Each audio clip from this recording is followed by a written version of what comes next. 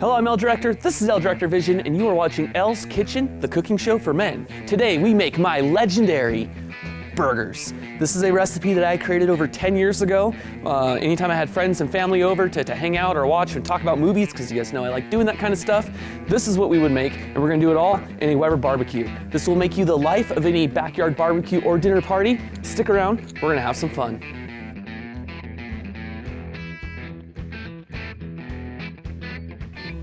All right, well, there's a couple of things that make this so awesome and legendary, and the first of which is we're gonna use a fire starter like this. This is a chimney starter that we load with paper from the bottom, and we put our charcoal on top. The other thing that we're doing a little bit differently is we're using natural wood charcoal. You can use charcoal briquettes, they do work and they tend to burn a little bit more evenly, but this gives it a much more natural taste and flavor, and it's definitely worth the extra weight and work involved with trying to get them to light. So let's go and take a look at how we do this here. We've got our normal kettle. First thing I want to do is down here on the vent, I want to make sure I open this all the way. I've forgotten to do this at the beginning, and then I forget to do it later on down at the end. So I always try to make sure I open the vent right away first thing. The other thing we want to do is make sure our bottom vents are open.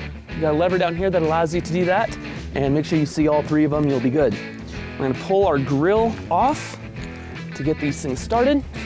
Take your chimney starter upside down, and we're going to use good old newspaper. We don't need any of that lighter fluid stuff tainting the flavor of our food. So, grab one full sheet, and we're gonna rip it in half, ball them up, stick them in here, and we're gonna use one half sheet as well. This is a full sheet, I don't want that. But this one is a single half sheet. That works out beautifully. Stick that in there. Away we go. Rip open your charcoal.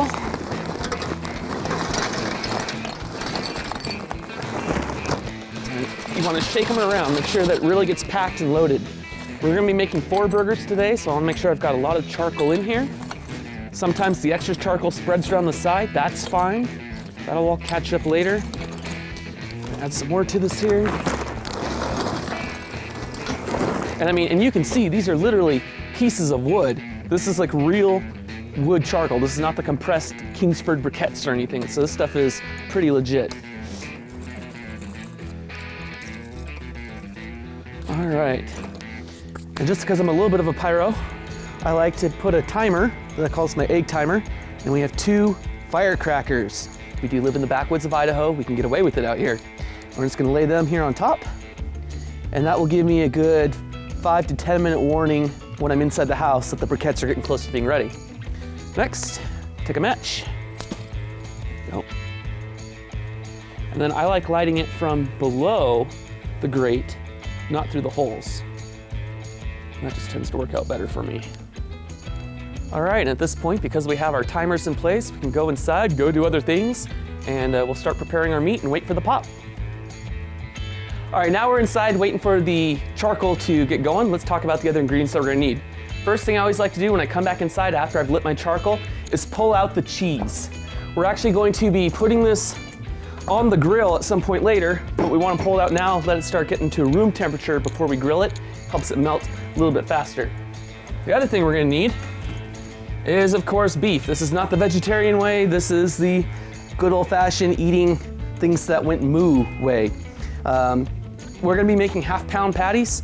So 1 pound of meat will give you 2 burgers. We're making 4 burgers, got 2 pounds of meat. The other real secret to all this, potato buns. Very important that you get potato buns. Normal hamburger buns are not as good with this particular way of making them. We have Heinz ketchup. Very important that's either Heinz or an organic ketchup. Stay away from Hunt's for the most part. If you wanna do it right, dunk it in Heinz. And for our seasonings, we have Red Robin seasoning, liberated from the table of your favorite restaurant. We have 2 types of hamburger seasoning. My personal favorite is the McCormick Grill Masters for hamburger seasoning. Weber also makes one. It's good, but I don't think it's quite as good as the McCormick one. Weber makes a great steak seasoning that's good, but if you want to do this right, use the McCormick Grill Mates. We're gonna need some black pepper. And that's really all there is to it right now. So At this point, I just kind of let things be and just kind of start to get down to room temp a little bit. We're gonna wait for the pop, and then we will continue with the actual making of our patties.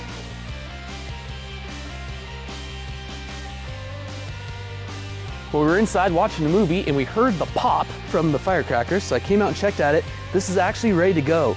It's ashed over on the top now, which is nice. I'm gonna add in some of the extra pieces from the side on top before I flip it, because when I was dumping them in here, we ended up with pieces going off all over the place. Let's get these added in. I'm gonna pick it, dump it, and we're gonna create a nice, even bed of coals. So I like using tongs for it. This can get hot, by the way, so viewer, use caution. And that is gonna looking like that is gonna be beautiful. So just a thin layer of coals at the bottom is all you need. You don't need to stack them up super high or anything like that. This is gonna be perfect for getting us the temperature that we need to cook these things. So once the coals are all spread out, we take our grill, and stick it on, flip that all, and we're going to basically preheat the grill now while we go prepare our hamburger patties. So let's go do that. So the first thing I like to do is take my seasoning, and I'm gonna add a layer of seasoning onto the plate. And the reason for this is it helps keep the patty from sticking to it. And since we're using these two as our main seasonings, the Red Robin and the hamburger, we're gonna use them both down here on the plate too. This also gives me something to dump into the grill outside, and you'll see what I mean by that later. Next, rip into the burger packaging. Don't worry about panning down for that. And then what I like to do, because these are gonna be half-pound patties and these are 1 pound loaves, take your fingers, go right down the middle like this, and break them apart. Now, we don't want to overwork this, okay? A lot of people try to mix this all up into a bowl first and then form them together. No, I just loosely roll it into like a little ball, and then I start trying to break it out like this. The less you process this, the better and juicier they're gonna be. Speaking of juicier, we're using a lower grade beef that's got more fat in it, and that's gonna make these just a lot more juicy. So, I'm gonna flatten this out until it's about 3/4 of an inch thick. I don't know if you're able to see what I did right there. Until it's about 3/4 of an inch thick like that. And then put it on top. And now we're gonna add our seasonings. So we're gonna start with the Red Robin. We're gonna add our hamburger seasoning. Be liberal with it, it's okay. It's okay to be liberal in this case. And then we're gonna add some black pepper on top of it as well. Then pack it in. We don't want that coming off onto the next one. Then we're gonna take the next burger patty and do the exact same thing. Form it into a ball and flatten it out. This whole entire process of getting these ready should take about 5 to 6 minutes, which gives the grill just enough time to heat up. So when we're all done with these, we'll head outside, throw them on the grill, and start cooking. Now, this has been heating up for about 6 or so minutes. Pull it off and scrape it from the previous cooking. Never want to scrape a cold grill. Always scrape it once it's been hot, or heated up. We're gonna do that. Spray it with some non-stick cook spray. This is my favorite part.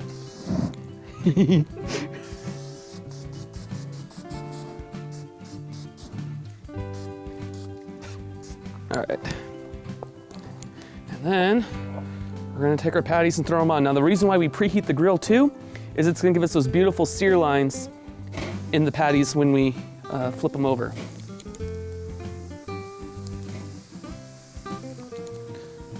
And the monster one right down here.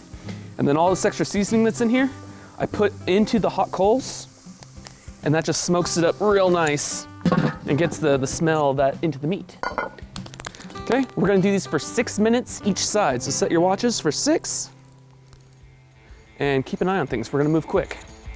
All right, well, I know it's getting dark and you're having a hard time seeing me. I do apologize about that. Some of my lights out here went out, but it's been about 6.5 minutes. It smells good. Pull it off. Oh yeah. Now, grab your handy spatula and give them a nice flip. And you can see we've got beautiful grill lines. At this point, fat might start dripping out and start causing flames. That's okay, because as soon as we put the lid back on, those will go out.